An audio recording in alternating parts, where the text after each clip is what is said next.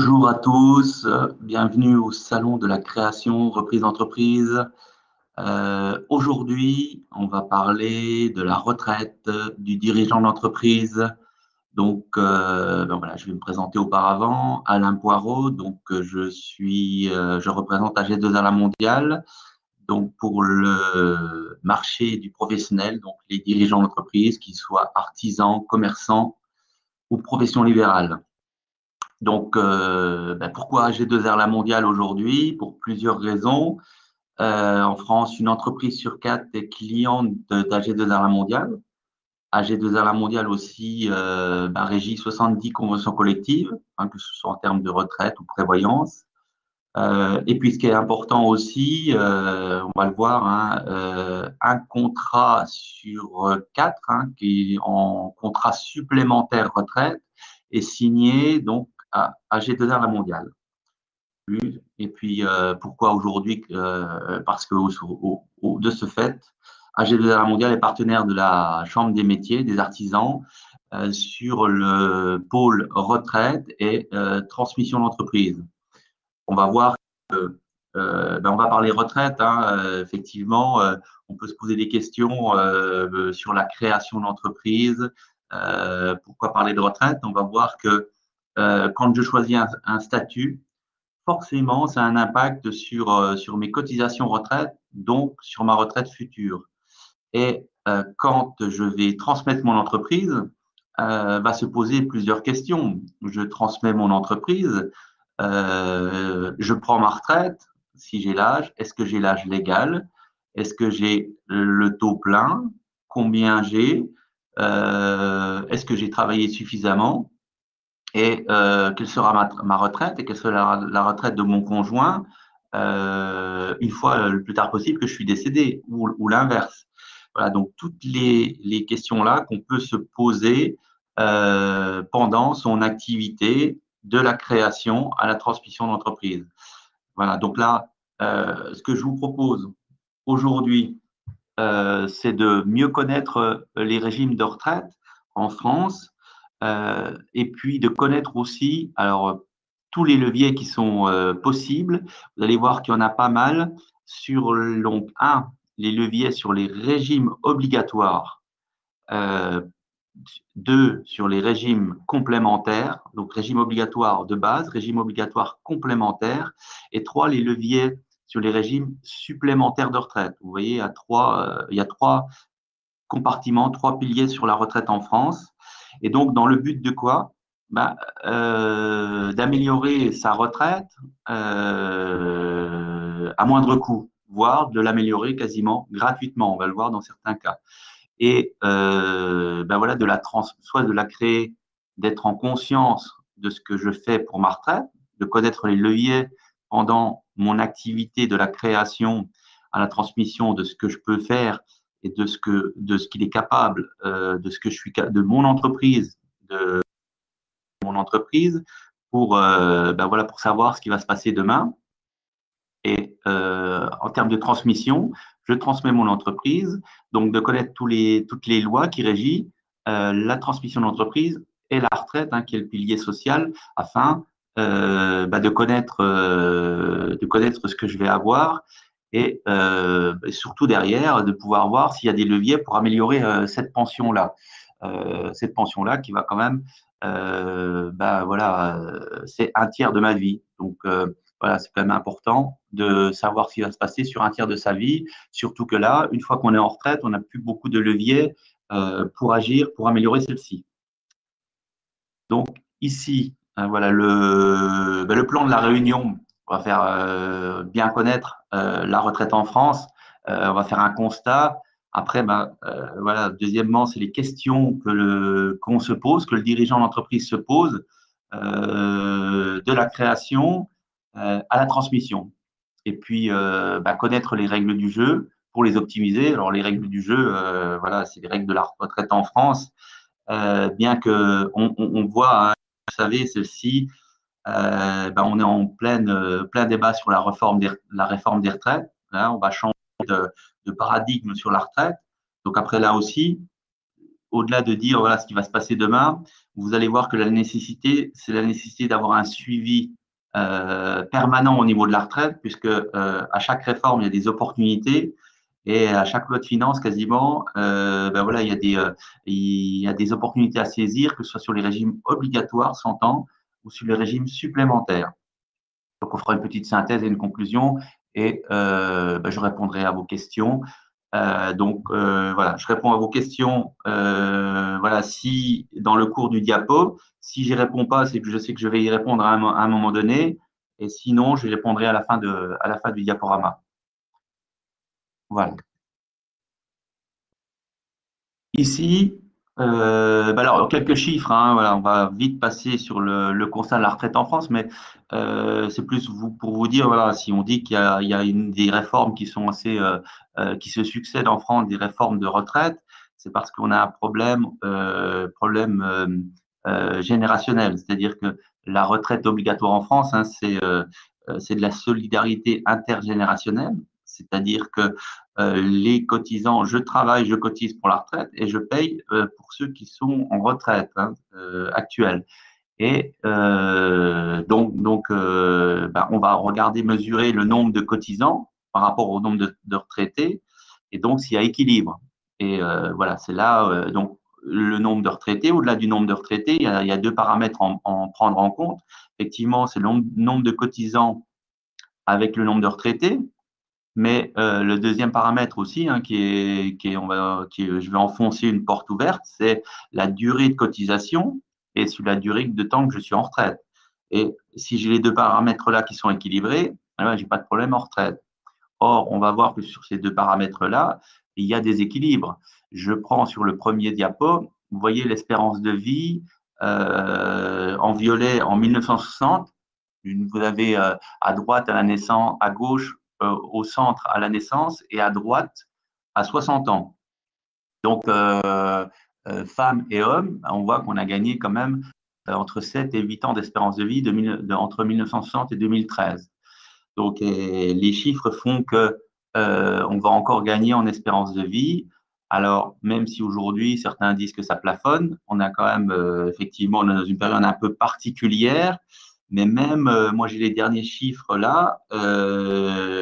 Cette année encore, on va encore gagner, hein, entre hommes et femmes, un trimestre d'espérance de vie cette année.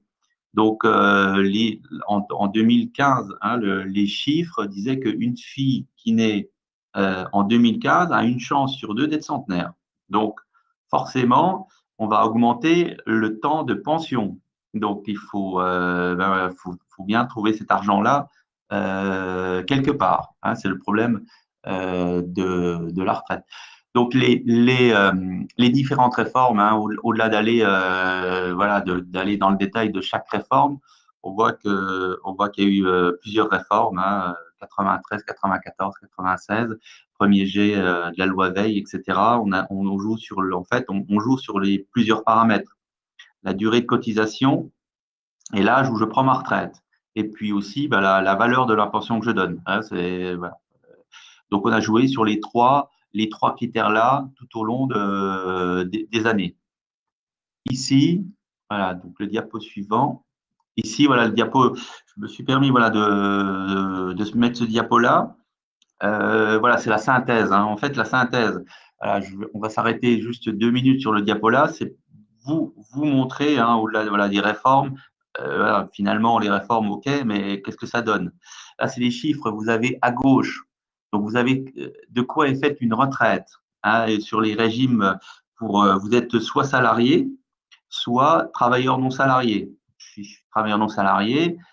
Ici, hein, voilà, en général, je suis soit la sécurité sociale des indépendants. Quand je choisis mon statut et que je commence mon activité, je choisis soit d'être en individuel, soit d'être en SARL, soit d'être en SAS. Donc, selon le statut que je prends, la structure juridique, je vais être soit salarié, soit travailleur non salarié.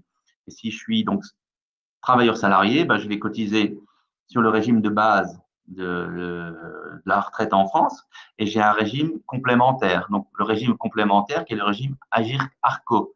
Donc, avant, la petite parenthèse, avant, il y avait le régime ARCO pour les salariés non cadres et le régime AGIRC pour les salariés cadres. Ces deux régimes-là ont fusionné. Il n'existe maintenant plus que le régime AGIRC-ARCO. Donc, à gauche, vous voyez, avant 93, hein, vous aviez une retraite, hein, voilà ce qui représentait. Si vous aviez la cheminée en brune, c'était les régimes obligatoires. Vous aviez en bleu foncé, c'était l'ARCO, et en bleu clair, c'est l'AGIRC. Donc, l'ensemble de ces trois cheminées-là représentait la pension. Et la pension en 1993 représentait entre 75 et 85 de son revenu d'activité. C'était ce qu'on appelle une retraite dite normale. Donc, petite parenthèse, donc ici, hein, voilà, si je suis à la sécurité sociale des indépendants, voilà, avant 2010, je ne cotisais que sur la partie brune, je ne cotisais que sur les régimes de base. Je n'avais pas de régime complémentaire ARCO ni AGIRC, en tant que je n'étais pas salarié. Donc, c'est pour cela, bien évidemment, que vous voyez que les artisans, hein, commerçants, étaient déjà pénalisés au niveau de la retraite obligatoire, hein, puisqu'ils n'avaient pas la partie bleue. Donc, ils n'étaient déjà, leur retraite uniquement des régimes obligatoires ne suffisait pas pour avoir une retraite dite normale. Hein. Quand je dis retraite dite normale, c'est bien un texte de loi de 2010 après une étude qui a été faite et qui a constaté que pour avoir une retraite normale, une retraite normale, c'est avoir un pouvoir d'achat suffisant pour bien vivre en retraite et c'est avoir entre 75 et 85 de son revenu d'activité en retraite. Hein. En deçà, on manque de pouvoir d'achat et donc, voilà, on a travaillé 40, 42 ans et on n'a pas suffisamment, voilà, faut faire des économies encore en retraite pour bien vivre. Donc, aussi petite parenthèse, hein, voilà, vous êtes travailleur non salarié en tant que vous avez deux choix, la sécurité sociale des indépendants et peut-être dans la salle, il y en a qui sont à la CIPAV, hein, la Caisse interprofessionnelle d'assurance vieillesse, qui est liée plus aux professions, aux professions libérales. Mais là aussi, hein, il n'y a qu'un régime de base. Il y a juste un petit régime complémentaire. C'est un peu à part, mais là aussi, voilà, vous n'avez pas la partie bleue qui permettait avant, en 93 et après quelques années, d'avoir une retraite dite normale. Donc, on voit que plus on va sur la droite, plus les régimes obligatoires ne permettent pas d'arriver à 75 ou 85 de son revenu d'activité en retraite. Et qu'on voit qu'en 2025, il manque 30% par rapport à ces 75-85%. Donc là, vous avez en vert l'article 107, hein, c'est bien l'article 107 qui, en 2010, donc, stipule, hein, sous Hollande, que les régimes doivent venir en complément des régimes obligatoires pour avoir une retraite normale. Ce qui veut dire que depuis 2010, la question, hein, si je résume, n'est pas OK, j'ai un bon salaire, donc j'aurai une bonne retraite, donc là, j'ai pas trop à me soucier de ça. Non, la question est, depuis 2010, que je sois artisan, salarié, artisan TNS ou artisan à la CIPAV, c'est de toute façon, il faut que je trouve une solution pour améliorer ma pension et celle de mon épouse, pour avoir un pouvoir d'achat suffisant pour un tiers de ma vie, hein, qui est la fin de ma vie. Aujourd'hui, on sait que voilà, on ne passe pas une retraite aujourd'hui comme les retraites de nos parents, voire arrière-grands-parents. C'était voilà. Donc, ce qui revient ici, hein, voilà, bien sûr, à dire, voilà, je crée mon entreprise, je dois avoir un suivi, un fil rouge, retraite, de la création à la transmission. On va voir maintenant les outils qui permettent ben voilà, d'améliorer cette pension-là. Ici, voilà, vous avez la retraite moyenne en 2011, retraite moyenne en France. Hein. Donc ici, selon, ben voilà, je sois commerçant, non salarié agricole, artisan. Vous voyez, hein, effectivement, les plus pénalisés sur la gauche, hein, artisans, commerçants, sécurité sociale des indépendants, parce que ils n'ont pas de régime, voilà, ils n'avaient pas de régime complémentaire obligatoire avant 2010. Pourquoi? Alors, un peu d'histoire. Voilà, je me permets de faire un peu d'histoire. Pourquoi? Parce que ces régimes obligatoires datent de 1947 d'après-guerre, hein, la sécurité sociale. Et donc, chaque branche a négocié ses cotisations. Et donc, en fait, hein, le commerçant, lui, et l'artisan disaient, ben moi, j'ai pas besoin de régime complémentaire de retraite obligatoire, puisque de toute façon, ma retraite, ce sera la vente de mon fonds de commerce. Voilà, j'étais boulanger, j'étais boucher, j'avais une petite entreprise de plomberie. Donc, la vente du fonds de commerce suffisait à avoir une retraite dite normale. Donc, ils ont négocié pour pas avoir de cotisation sur un régime complémentaire.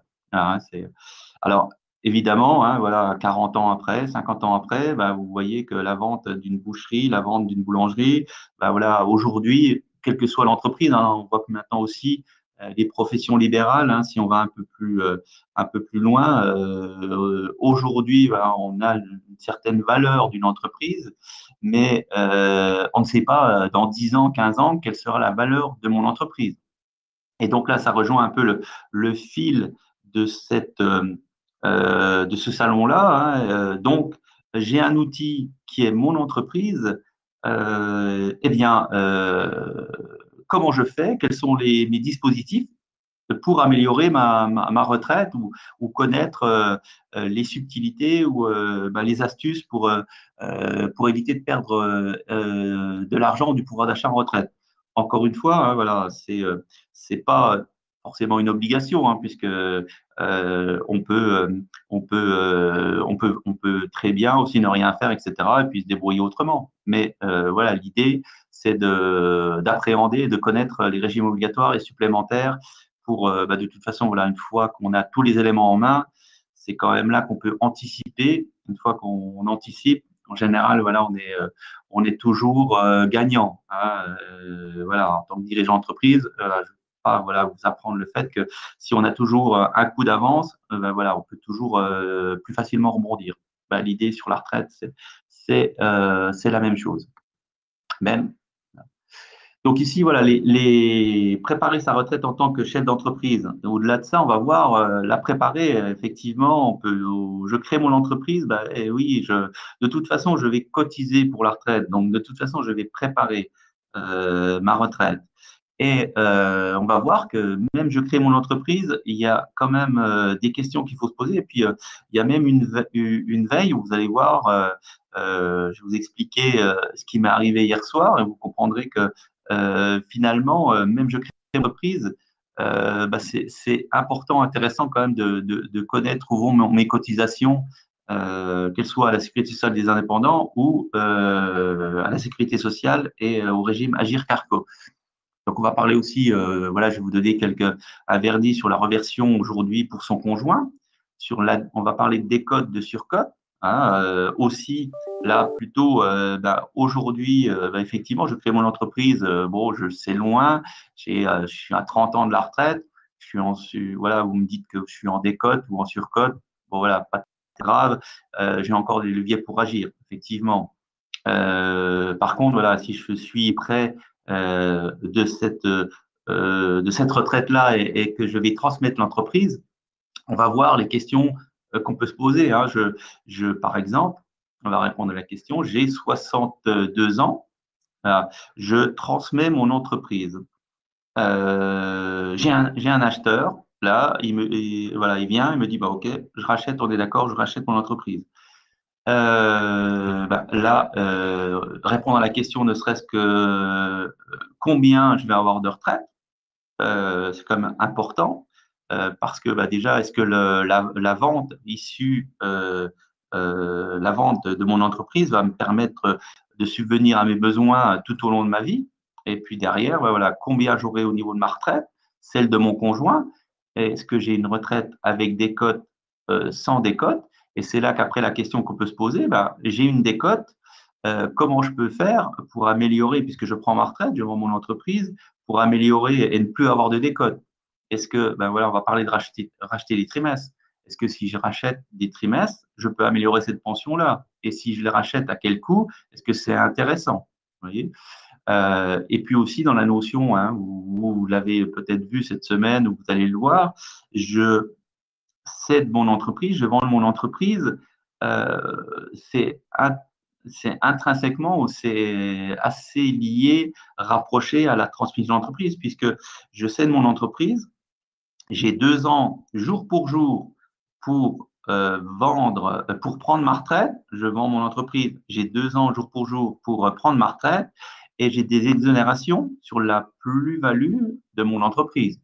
Donc, voilà. Et donc là, si j'ai 2 ans pour prendre ma retraite, mais dans les 2 ans là, combien, ben voilà, est-ce que je suis en décote, en surcote? C'est bien, hein, on peut aussi voir le cas inverse. Moi, on a eu le cas, je prends ma retraite, mais j'ai 20% de décote sur ma retraite. Donc, 20% par an de décote sur ma retraite, multiplié par 20-25 ans d'espérance de vie, bah, vous avez perdu les exonérations que vous aviez droit en tant que, voilà, que créateur, de la transmission au moment de votre transmission d'entreprise. Donc voilà, vaut mieux être gagnant. Ok, j'ai des exonérations, mais aussi je peux être gagnant à la sortie de retraite. Voilà un exemple où en France, hein, pas uniquement sur le pilier retraite, tout est lié de la création, de la transmission d'entreprise. Et puis aussi, bah, j'ai 62 ans, hein, inversement, je, je, je n'ai pas d'acheteur. Et donc, bah, par contre, voilà, je ne sais pas, est-ce que j'ai le taux plein? Je sais que j'ai commencé très tôt. Je pense que je peux prendre ma retraite, etc. Mais quelles sont les lois qui régissent ça? Est-ce que je peux faire un cumul emploi-retraite? Est-ce que c'est pas mieux? Je peux continuer à travailler et dans ce cas, j'aurai une surcote. Mais quelle est la meilleure solution des deux en attendant que j'ai un repreneur, que ce soit un de mes enfants, un de mes cadres ou un acheteur, un tiers? Voilà, que répondre à ça et comment tirer les bénéfices de ces lois-là. Voilà les questions, hein, que, à un moment donné, ben voilà, tout dirigeant d'entreprise, on se pose, vous vous posez à un moment donné, que ce soit à la création ou à la transmission de l'entreprise. Donc ici, voilà les outils qui peuvent vous permettre d'avoir une visibilité sur cela. Ben, tous les 5 ans, hein, à l'initiative aussi de notre ancien dirigeant d'AG2R La Mondiale, vous recevez à partir de 35 ans, dans les 6 mois qui suivent votre anniversaire, ce qu'on appelle le relevé de situation individuelle. Donc j'ai 35 ans, je reçois, hein, vous l'avez sûrement dans la salle, il y en a quelques-uns qui l'ont reçu, de situation. Donc ça permet de savoir ben voilà, ce que j'ai cotisé. Hein, on a les trimestres, on a des valeurs, etc. Alors, c'est un premier jet. Alors, nous, enfin voilà, le AG2R La Mondiale, hein, nous, on s'en sert effectivement, puisque on est capable, voilà, quelle que soit votre activité, quelle que soit votre carrière, aujourd'hui, on se projette sur votre rémunération aujourd'hui jusqu'à demain pour vous calculer votre retraite par rapport à ce que vous avez acquis et ce que vous allez acquérir. Donc, ça permet déjà de vérifier sa carrière passée, voilà, et tous les trimestres qu'on a validés. Alors, ça ne vous permet pas de calculer votre retraite, hein, mais c'est un premier pas que le gouvernement, le législateur a fait. Et puis, à partir de 55 ans, vous avez une estimation indicative globale qui est un peu plus juste, mais attention, l'estimation indicative globale, il y a un relevé sur 3 qui est erroné. Et puis là, on a du brut, donc il faut enlever quasiment 10% de ce que l'on reçoit et on ne parle pas de reversion. Et puis après, voilà, dès qu'on a un cas particulier, voilà, c'est l'estimation n'est pas forcément cohérente.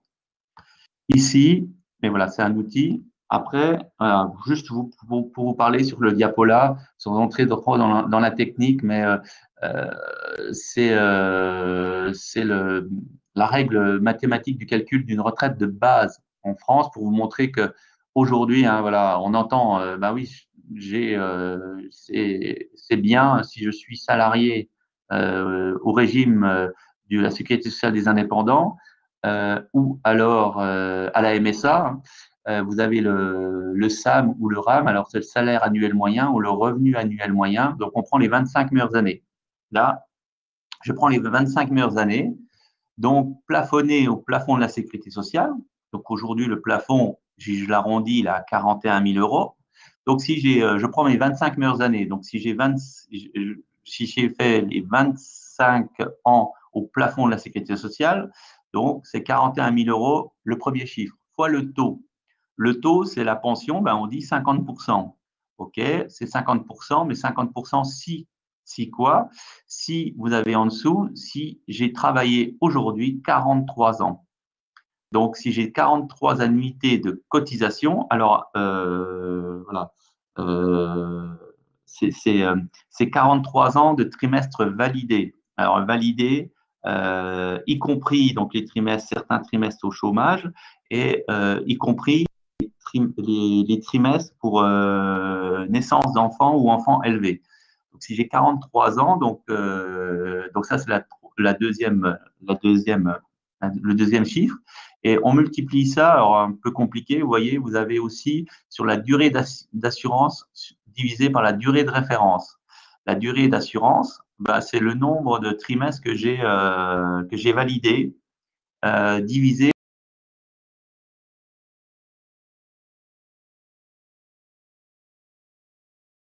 13, il me faut 43 ans de cotisation.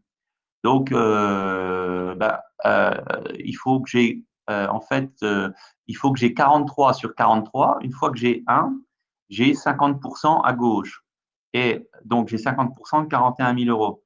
Donc, aujourd'hui, en brut, quelqu'un qui part en retraite, alors, voilà, serait censé d'avoir 50% de 41 000 euros, c'est la retraite de base, ça fait 20 000 euros. Mais attention, quelqu'un qui part en retraite aujourd'hui, c'est la moyenne des 25 derniers plafonds de sécurité sociale. Donc aujourd'hui, la moyenne des 25 derniers plafonds de sécurité sociale, on est plus aux alentours de 35 000 euros.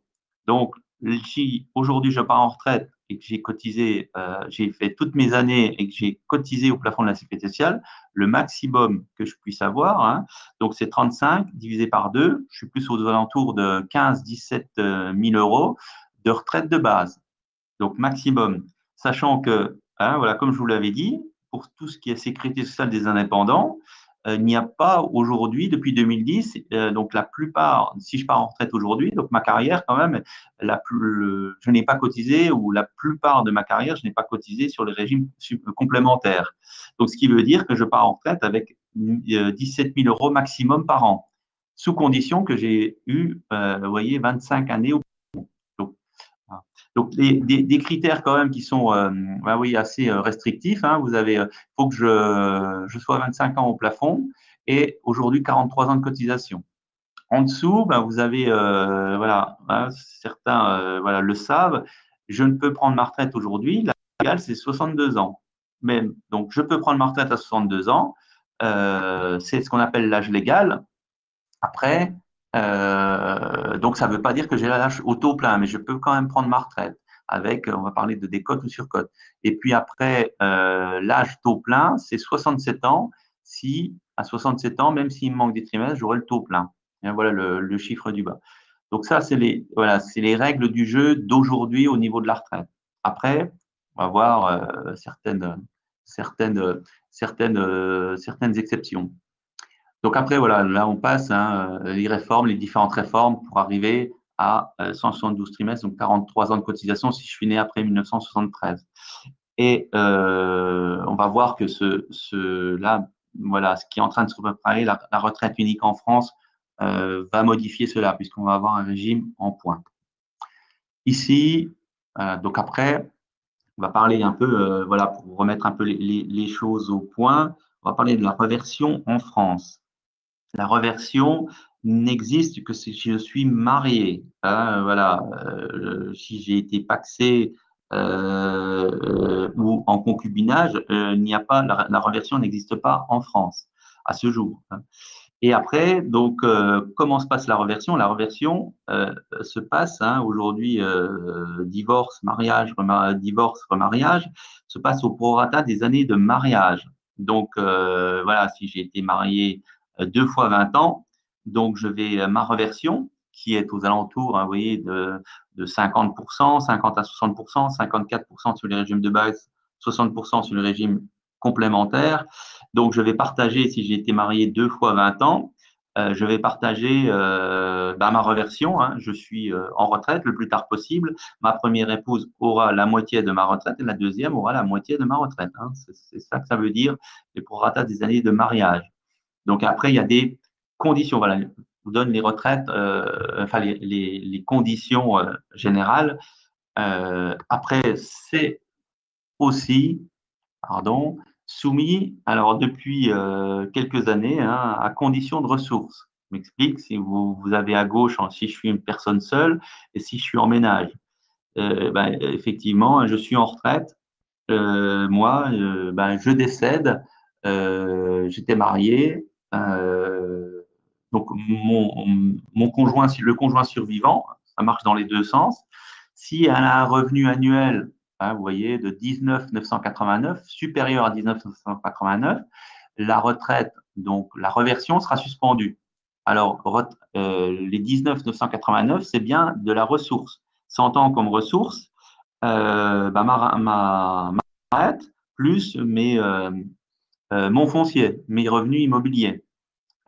Et ici, et à droite, vous avez les revenus du ménage. Effectivement, mon conjoint survivant peut se mettre en ménage. Donc, on va aussi, le ménage du couple va être pris en compte. Hein. Si j'ai le ménage du couple, de mon conjoint survivant plus de son conjoint dépasse les 31 982, la retraite, est suspendue. Hein, voilà, c'était donc ici, voilà, des choses qui font que la reversion, hein, pour protéger son conjoint, hein, si je simplifie, voilà, faut pas forcément compter sur ces régimes obligatoires pour protéger son conjoint à la retraite. Ici, voilà. Donc ici, voilà, là et de plus en plus, voilà, donc là aussi, voilà, certains régimes complémentaires hein, sont soumis à plafonnement à condition de ressources. Hein. Ici, eh ben, les artisans commerçants sont concernés, c'est-à-dire que certains régimes, c'est à la carte. Hein. Vous avez tous les régimes de base sont concernés, mais les régimes complémentaires, dont les artisans, les commerçants, les régimes complémentaires des artisans et commerçants, sont soumis aussi à condition de ressources. Donc ça vient minorer la reversion pour le conjoint. Après, ici, voilà, je vais juste vous montrer, on va parler maintenant, ben voilà, plutôt de décote sur cote. Le tableau là, voilà, le tableau de synthèse, c'est-à-dire que voilà, une étude que l'on fait régulièrement, ben voilà, sur là, hein, voilà, j'ai mis Monsieur Leca, vous montre voilà ce qu'on peut faire pour.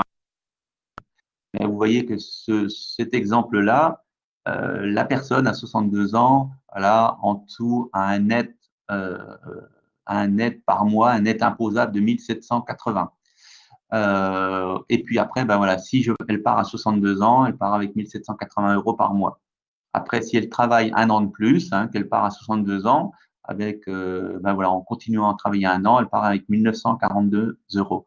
Et puis, elle peut partir, si elle décide de travailler jusqu'à 67 ans, elle va donc cotiser, elle aura 2120 euros par mois.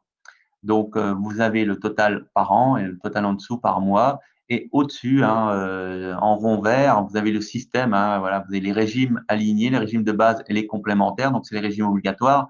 Mais vous avez le système donc de décote et de surcote qui est lié à son nombre de trimestres validés. Donc là, voilà, le point et le critère le plus important aujourd'hui en France, c'est mon nombre d'années de validation de trimestre ou de cotisation. Donc, je vous ai dit, hein, si je suis né après 1960, si je suis né après 1973, il me faut donc 43 ans de cotisation. Donc, si je commence à travailler à 20 ans, j'aurai la retraite. Je peux prendre ma retraite à 62 ans, mais ma retraite à taux plein sera à 63 ans. Hein, 20 plus 43. Donc, voilà, c'est 63 ans où j'aurai le taux plein. Sachant qu'aujourd'hui, quelqu'un qui commence à travailler, en France, on commence à cotiser pour la retraite à partir de 24 ans. C'est l'âge moyen en France où on commence à cotiser. Pourquoi? Parce que les études, je trouve pas tout de suite un job, etc. Donc, si vous faites 24 plus 43, on est à 67 ans. Ça veut dire, hein, le calcul a été quand même assez bien fait, c'est que, ben voilà, si à 67 ans, la plupart des jeunes ou la plupart des personnes avant 67 ans seront en décote et n'auront pas la retraite à taux plein. Ce qui veut dire que mécaniquement, voilà, on va être poussé à travailler plus longtemps pour améliorer sa pension. Donc, d'où derrière, ben voilà, les possibilités, ben on va le voir tout de suite derrière de rachat de trimestre. Alors là, voilà, j'ai mis à racheter des trimestres.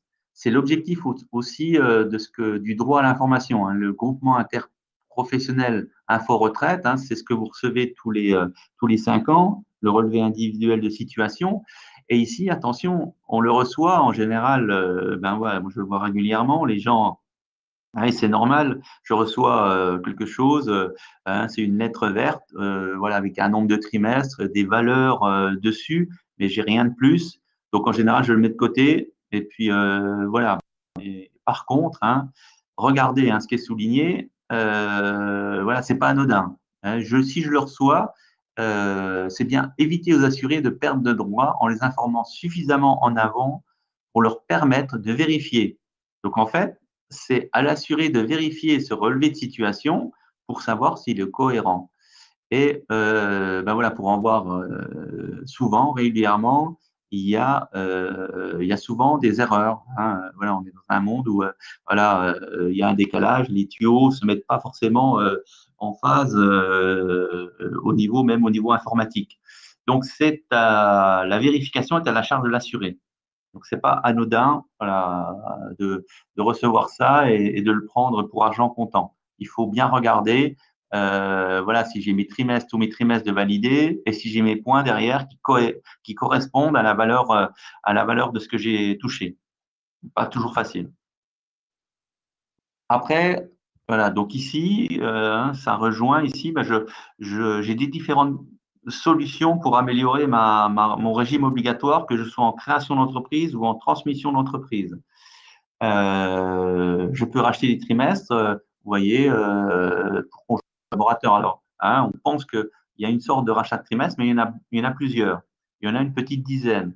Et le même trimestre va pas avoir le même coût si je les rachète pour année d'apprentissage ou pour année incomplète, ou alors pour année d'études supérieures. Sachant qu'il y a des trimestres qui se rachètent, par exemple, rachat pour année incomplète ou études supérieures, elles se rachètent. Il y en a certaines qui se rachètent dans les 10 ans qui suivent la fin de mes études. Donc, si j'ai fait des études assez longues, ben voilà, je crée mon entreprise. Peut-être qu'il faut que je regarde si dans les 10 ans, je peux racheter des trimestres, sachant que ces rachats-là sont à moindre coût. Ça permet ben voilà, de prendre date et puis surtout ben voilà, de protéger sa future pension. Ici, voilà, je vais vous montrer juste dans l'exemple. Donc là, le logiciel, hein, voilà, sur l'exemple là, sur Monsieur Leca, vous voyez qu'à 67 ans, il fallait attendre 67 ans pour avoir une retraite à taux plein. Et donc, le cas là, hein, on rachète 11 trimestres à cette personne-là pour voir si on arrive à améliorer sa pension. Donc, regardez, hein, le coût du trimestre, effectivement, assez important. En haut à gauche, 6 009 euros le trimestre. Donc, 11 trimestres, le coût total, 66 000 euros de rachat de trimestre.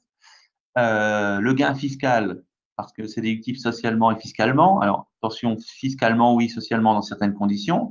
Donc, j'ai un coût net de 46 000 euros, 46 269.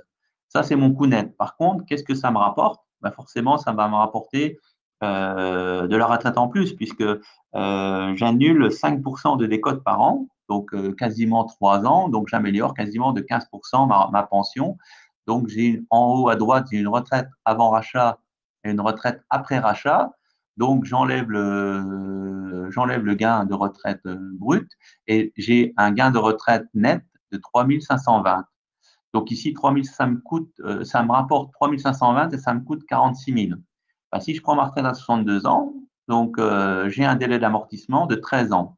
Sur une espérance de vie de 20 à 25 ans sur la retraite, ben, on voit que ça, à partir de 75 ans, ben, je suis en gain de retraite. Donc ici, c'est plutôt intéressant de se pencher sur le rachat de trimestre pour cette personne-là, sachant que le rachat de trimestre peut se faire, et l'idée, hein, c'est qu'elle se fasse avant, là aussi, sa transmission d'entreprise.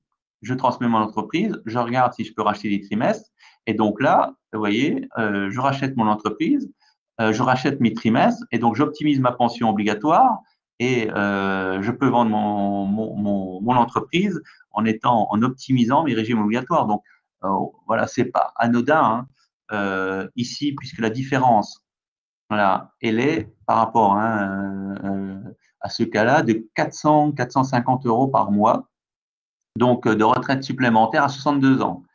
Donc 450 euros, on se dit ok, voilà, ça coûte 60 000 euros, mais 450 euros, voilà, par mois, ça fait quand même, vous voyez, quasiment un peu plus de 5 000 euros par an. Donc 5 000 euros par an sur 20, 25 ans d'espérance de vie, voilà, c'est un gain de retraite de 100 000 euros. Voilà. Donc 100 000 euros de retraite supplémentaire, voilà. Une optimisation, vous voyez, face à un dirigeant d'entreprise qui transmet son entreprise là au bon moment ou qui avait un vendeur à 62 ans. Ici, donc après, voilà, quelle réforme? Donc, juste voilà, hein, c'est ce que je disais. Il y a aussi un processus. Ben, j'arrive, je transmets mon entreprise, j'ai 60 ans. J'ai eu le cas, euh, j'ai eu le cas la semaine dernière. J'ai 60 ans, j'ai quelqu'un qui veut racheter ma boulangerie. Qu'est-ce que je fais? Là, j'ai pas le taux, je peux pas prendre ma retraite, j'ai pas le taux plein, il me manque des trimestres. Donc là, ce qu'on a fait à cette période-là, on a racheté des trimestres pour apprentissage. Donc, et comme cette période-là, cette personne-là avait une carrière longue, donc elle a pu prendre sa retraite, hein, qui est une exception, pour carrière longue à 60 ans. Donc, ce qui lui a permis d'optimiser la cession de son entreprise et de prendre sa retraite dès ses 60 ans, suite à la vente de sa boulangerie qui s'est fait à ses 60 ans parce que voilà, l'acheteur était là et la personne avait travaillé depuis ses 14-15 ans et elle en avait voilà, un peu envie de passer la main. Alors, ici, donc on va parler du cumul emploi-retraite, mais peut-être avant de vous parler du cumul emploi-retraite, je vois que l'heure passe, je vais vous parler du cas que j'ai eu hier, mais c'est plus pour les créateurs d'entreprises. Hier, je rencontre un dirigeant d'entreprise qui a 40 ans, vous voyez, qui a créé son entreprise il y a 3 ans, et on parle social. Donc, on parle de sa retraite. Il me dit, bon, OK, là, on va étudier ça. Je vais regarder les opportunités. Bon, je paye des impôts. Qu'est-ce qu'on peut faire? Et puis, dans la discussion, ben, ouais, et lui, il a 40 ans. Il a commencé, il est cadre, il est ingénieur. Il a commencé à travailler à 28 ans, à cotiser. Il a fait de longues études. Sa femme, donc, il est marié. Et son conjoint, elle est sage-femme, mais elle a commencé à travailler à 22 ans. Et donc ils veulent partir le plus tôt possible. Donc, ils ont le même âge, mais je dis, ben voilà, le problème, c'est que à partant le plus tôt possible, c'est 62 ans, mais vu, euh, vu le moment où vous avez commencé à travailler, voilà, 62 ans, vous allez être pénalisé au moins de 25% sur votre retraite obligatoire. Par contre, dans la discussion, voilà, il me dit, ben voilà, j'ai 3 enfants. Ils sont nés en 2000, 2019, 2017 et 2010. Alors là, tout de suite, bah, écoutez, je lui dis, bah, écoutez, voilà, là, c'est bien qu'on se voit aujourd'hui parce que vous allez avoir dans les 2, 3 prochaines années l'opportunité gratuitement de gagner 2 ans de retraite. Et ben, il me dit, ben, comment ça? Eh ben, depuis 2010, donc ça a fait jurisprudence pour les naissances à partir de 2010. Donc, je vais vous donner la loi avant 2010 et puis comme ça, vous comprendrez la loi après 2010. Je suis, pour toute naissance, donc avant 2010, il y avait 8 trimestres qui étaient donnés à madame pour la naissance et l'éducation des enfants. Donc 8 trimestres, ça fait quand même 2 ans. 2 ans de quasiment de retraite, hein, 2 ans de cotisation, de validation de trimestre. Donc 2 ans, c'est pas anodin, surtout quand j'ai commencé, quand il faut 43 ans de cotisation et que j'ai commencé à travailler assez tard parce que j'ai pour telle ou telle raison ou pour des études. Donc là, et depuis 2010, en fait, automatiquement pour les naissances, il y a de toute façon 4 trimestres, donc 1 an qui reviennent à madame, et les 4 trimestres supplémentaires, donc 1 an, peuvent revenir à monsieur. Donc, c'est ce que je lui propose. Je lui dis, ben, écoutez, regardez avec votre épouse, puisque votre épouse avec 3 enfants, donc déjà, elle va avoir sur le premier, puisque le premier automatiquement, c'est 8 trimestres. Pour madame, alors pourquoi c'est 8 trimestres? Parce que il faut que la décision se prenne dans les 4 ans, quand l'enfant a 4 ans et avant les 5 ans d'enfant, avant les 5 ans de l'enfant. Donc, vous voyez que je crée mon entreprise, faut pas que, c'est quasiment immédiatement. Alors, je crée mon entreprise ou pas, hein, mais voilà, j'ai un enfant avec mon épouse, se pose la question, voilà, des 4 premiers trimestres qui vont automatiquement à madame, les 4 suivants, dans le cas-là, madame avait trop de trimestres et pouvait partir à taux plein à 62 ans, puisqu'elle a commencé à travailler quasiment à 20 ans. Puis avec les trimestres les 16 trimestres déjà qu'elle avait avec ses 3 enfants. Donc elle avait déjà beaucoup de trimestres et même trop à 62 ans. Par contre, monsieur, en récupérant 8 trimestres, ça lui permettait de gagner 2 ans de retraite. Donc ici, 2 ans, vous voyez, quand on s'approche de la retraite, c'est pas anodin. Et ça fait le gain, c'est simple, c'est 10% de retraite supplémentaire. 10% de retraite supplémentaire, sur 10 ans, ça fait une année de retraite. Sur 20 ans, ça fait 2 années de retraite de gagner. Et tout ça gratuitement. Vous voyez, sur une veille ou sur un suivi, voilà, là, entre autres, c'était pour un créateur d'entreprise. Donc ici, voilà, pour le créateur d'entreprise, autre option pour le cumul emploi-retraite. Donc ici, voilà, je vous en parlais rapidement parce que le temps passe. Je se pose la question aussi, aujourd'hui en France, c'est possible. J'ai 62 ans, hein, à l'inverse, se pose la question, je n'ai pas de repreneur, mais j'arrive au terme de ma carrière, je veux vendre mon entreprise, mais je n'ai pas tout de suite quelqu'un qui va racheter mon entreprise. Qu'est-ce que je peux faire? Est-ce que je continue à travailler? D'accord. Si je veux, en attendant que j'ai un repreneur, donc si j'aurai une surcote, est-ce qu'il n'est pas préférable de faire un cumul emploi-retraite? Je prends ma pension, j'ai le droit, et je continue à travailler, j'ai le droit, sans m'occuper. Est-ce que ce n'est pas la meilleure solution? C'est-à-dire que je vais avoir une double revenu d'activité, mais ça peut aussi permettre, dans le cas-là, je prends ma retraite, donc forcément, je peux dire, j'ai pas besoin forcément de pouvoir d'achat supplémentaire, donc je laisse de l'argent dans l'entreprise et j'aurai plus facile à la vendre. D'accord? Ou alors, voilà, j'en profite pour optimiser sur 5 ans, tant que je n'ai pas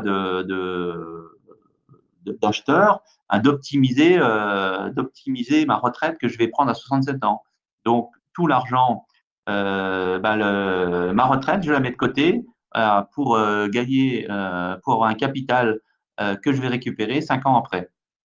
Et voilà un autre exemple, voilà, de réponse qu'il peut y avoir sur les dirigeants d'entreprise liés à la transmission d'entreprise, sur le pilier retraite et social. Et puis ici, voilà, juste dernière slide hein, pour être dans les temps. On a parlé de tout ce qui était des leviers sur les régimes obligatoires, hein, vous voyez, donc les trimestres pour enfants élevés, les rachats de trimestres, les optimisations aussi, ben voilà, des régimes de base, et puis aussi, ben voilà, vous avez aussi, hein, ce que je vous disais en peu, les optimisations voilà, des régimes supplémentaires. Alors voilà, le slide hein, voilà, arrive d'un bloc sur votre dernière page, mais ici, vous avez la loi Pacte hein, et tous les dirigeants d'entreprise aujourd'hui hein, sont impactés. Hein, la loi Pacte, c'est le plan d'action pour la croissance et la transformation des entreprises. Et donc à ce sujet-là, hein, donc il y a eu la création, on va dire la création, la transformation hein, des, des outils, des leviers d'optimisation des régimes supplémentaires hein, pour améliorer la retraite. Hein. Vous connaissez hein, le PERC, la loi Madelin retraite, les contrats article 83 du Code général des impôts pour les salariés ou le collège de salariés, plan d'épargne retraite collectif, PERCO. Vous avez aussi en bas à droite tout ce qui est lié aussi pour les dirigeants d'entreprise, salariés ou pas, hein, un titre individuel, article 82. À gauche, bon voilà, vous avez les contrats à prestations définies, tout ce qui est indemnité de fin de carrière. Et donc là, voilà, c'était des leviers. Donc on a recentré, hein, on parle de retraite unique en France. Et bien là, on parle de plan d'épargne retraite, de retraite supplémentaire unique en France, qui s'appelle aujourd'hui plan d'épargne retraite. Donc là aussi, il y a des solutions qui existent, hein, parce qu'effectivement, la première chose, voilà, j'ai optimisé mes régimes obligatoires, j'ai regardé les rachats de trimestres. Ok, j'ai récupéré 4 trimestres pour enfants élevés de mon conjoint. Donc là, je vais faire un cumul emploi-retraite. Donc c'est bien clair pour moi. Par contre, ben voilà, je regarde ça ne suffit pas. J'aimerais avoir amélioré ma retraite. Quelles sont les dispositions qui suivent? Les dispositions qui suivent, on va aller piocher dans les systèmes des régimes supplémentaires, donc qui permettent à titre personnel ou passé par l'entreprise de diminuer ses charges, ses impôts pour l'entreprise, de fidéliser ses salariés, voilà, si j'ai une solution collégiale, et d'améliorer sa pension ou celle de ses salariés. Voilà. Ici, voilà donc là la base. Hein. Donc ici, en synthèse, voilà, bah, écoutez, je vous remercie de votre participation, mais en synthèse, donc importance, voilà, voilà, de la retraite, au-delà du fait, effectivement, si je crée mon entreprise, c'est assez loin. Voilà, je vois pas forcément l'intérêt.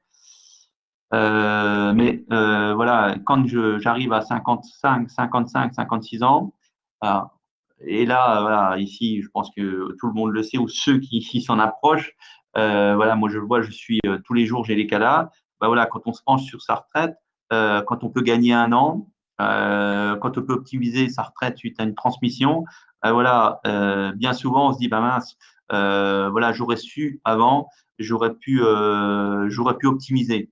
Hein, donc voilà, l'idée voilà de cette, si vous avez retenir quelque chose, c'est que voilà, en fait, l'idée de cette audit retraite, de la ça permet de connaître les régimes obligatoires, de connaître les régimes supplémentaires et d'avoir tous les leviers, connaître les leviers.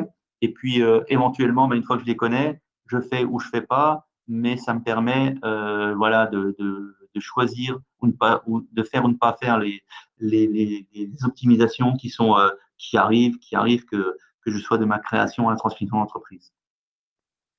Écoutez, ben voilà, on va s'arrêter là. Ben, s'il y a des questions, bien sûr, j'y réponds avec plaisir. Euh, Sinon, ben voilà, je vous remercie de votre attention et ben, je vous souhaite une bonne continuation. Je vais attendre un petit peu, mais je ne vois pas forcément de questions, mais n'hésitez pas. Ou alors, joignez la CMA si vous voulez en savoir plus. Euh, ah oui, Nathalie, où doit-on? Oh oui, je n'avais pas vu. Euh, Donc, où doit-on pour s'adresser pour le rachat de trimestre? Donc, c'est au régime obligatoire. Voilà, vous allez sur le site l'assurance retraite. Sur un site, l'assurance retraite donc là-dessus, vous avez le numéro de téléphone, etc. Et puis, voilà, tout à fait. Et dessus, effectivement, ben voilà, vous l'avez. Ah ben, je crois, la prochaine fois, démarre à 10 heures et à pour thème, et Béatrice, on se plaît. Eh ben, écoutez, voilà, je vais attendre s'il y a d'autres questions. Merci.